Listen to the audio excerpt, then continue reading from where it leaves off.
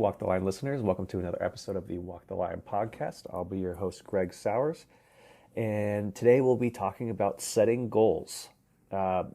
Obviously, a lot of players, youth hockey players, want to grow up and play in the NHL or play Division I hockey, and there's a lot that goes into that from a training perspective, financial perspective, but also, along the way, there's a lot of different things you need to accomplish to get to that goal. And, it's great and everything to say, I want to play in the NHL, but how are you going to get there? So again, this is episode 38, and we'll be going into a couple different aspects of setting goals as it pertains to hockey. So again, a couple of things we'll be going over is the importance of why you would want or why you need to set goals, what kind of goals, how to set goals, and then what to do when those goals are set. So the first thing we'll start with is, why is it important to have goals? I mean, obviously, like I already mentioned, it's, everybody wants to make the NHL. They want to get paid to play. It's important to have those, that main goal in mind, but there are so many different stepping stones to get to that, main all-encompassing goal.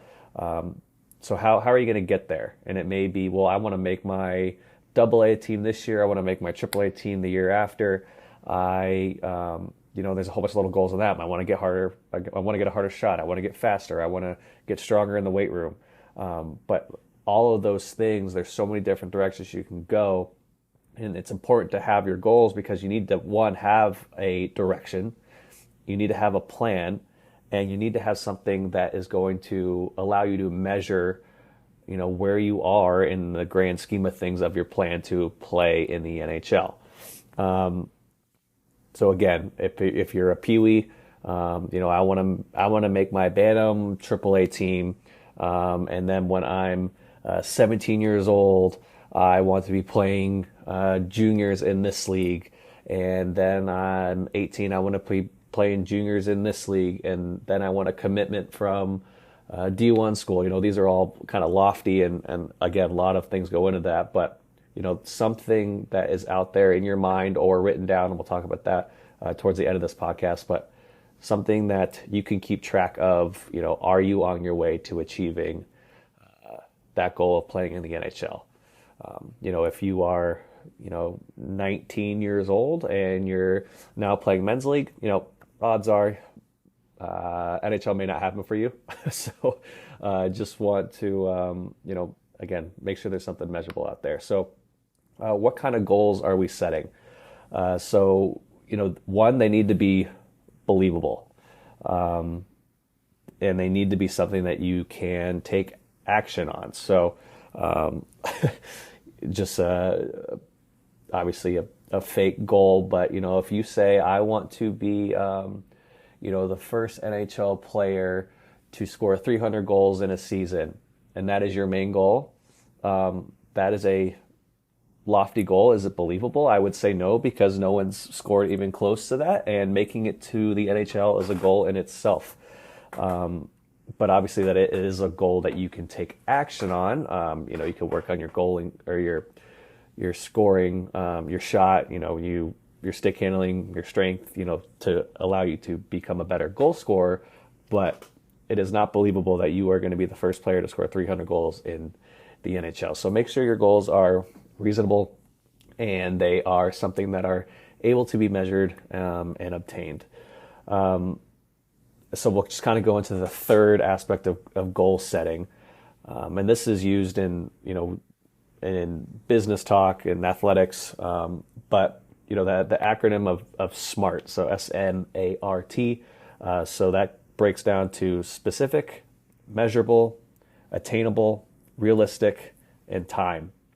And in each one of those, and we'll go into them, kind of help explain and describe what kind of goals you need to set, and the method of achieving your overall main goal. So starting with S in SMART, so this is specific. So this is you have to have a specific idea of what your goal is going to be. I am going to shoot 10,000 extra pucks over the course of the summer, or 100 extra pucks for the next 100 days. That is specific. But a bad example would be, I want to be a better goal scorer. So to be a better goal scorer is a great goal to have, but the specific aspect of, how am I going to be a better goal scorer is what you need to be thinking about. So what are you going to do to achieve your main goal of being a better goal scorer? Well, I'm going to shoot 100 pucks every day all summer. And so you'll knock that goal out. Maybe next summer is, I am going to shoot, I want to have a better backhand shot. Okay, well, how are you going to have a better backhand shot? I'm going to shoot 50 backhands every day and 50 snapshots every day this summer. So just make sure your goals are specific, and even though they're saying the same thing, the next topic we're going to get into is measurable. It's something that you can say, yes, I did this today. I'm on my way to having a harder shot. I'm on my way to being able to score more goals. So moving on to M in the word SMART. So this would be measurable. Again, numbers are a great way to do this, but how are you going to measure that you are on your way to achieving your goal? So kind of with the specific, if you are tracking, I shot 100 pucks on Tuesday, Wednesday, and Thursday, and then on Friday you didn't shoot pucks, Saturday you shot pucks, Sunday maybe you didn't do it again, now Monday you didn't do it, now Tuesday you didn't do it. So are you, keeping track of where you are in line with your goals, sticking with the hardest, your goal scoring ability, or having a harder shot? Is there something you can look back on where maybe the season's starting and you're like, my shot's not much harder. What happened? I thought I was shooting pucks. Well, if you look back and you saw, you were only shooting pucks 3 days, out of the week, that is something that can be seen and tracked. Another way to look at this is how we discussed earlier in the podcast of, the teams you want to make. Do I want to play A hockey this year for my squirt team and then double A for my Pee Wee team next year? Kind of keeping track of it that way, and your progression from a team perspective of where you want to be throughout the year. Another way to do it for measurable is, I'm not a big fan of tracking points at the youth hockey levels, but if you want to be a better goal scorer, well, how can you measure that? How many goals did you have last year compared to how many goals you have this year? How many goals do you want to have next year? And that's a little bit different just because maybe you're playing AAA one year and AA the year before. So obviously it's going to be harder to score goals, but just keeping in mind, you should have something you're able to track your improvements, track your regressions, and also having something to look back on when it comes time to, assess if you achieved your goal or not. The next two are kind of similar with the A in SMART and the R in SMART. So A is attainable. The goals for attainable, the goals should be something that is, one, achievable and close. So, the end goal of wanting to play in the NHL is a great goal, but it's not attainable in the next couple years for most of us. If you're a squirt player, you're not playing in the NHL in the next 5 years.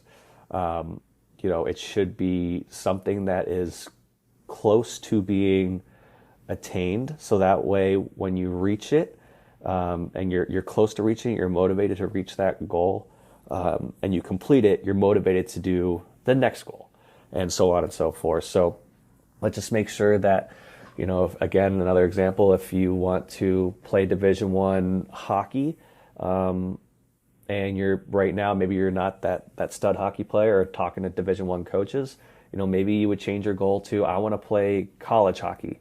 And I'm not telling you to reduce your goals if it's not something that you think is achievable, but let's just make sure that we are being aware of where we are and not setting goals that are too lofty.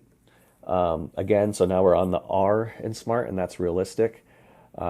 Again, kind of similar to the attainable topic, but your goal needs to be realistic. So if we go back to our original example of the, shooting 100 pucks a day or 10,000 over summer.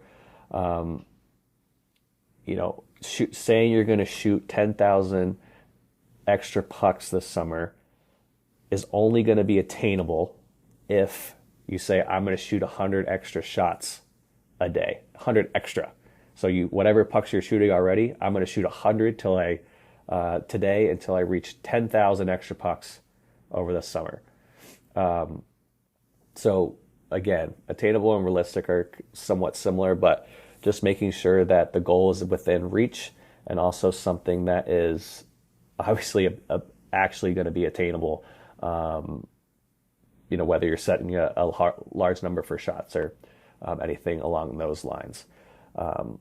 The last letter is the T. So again, sticking with SMART, T for time.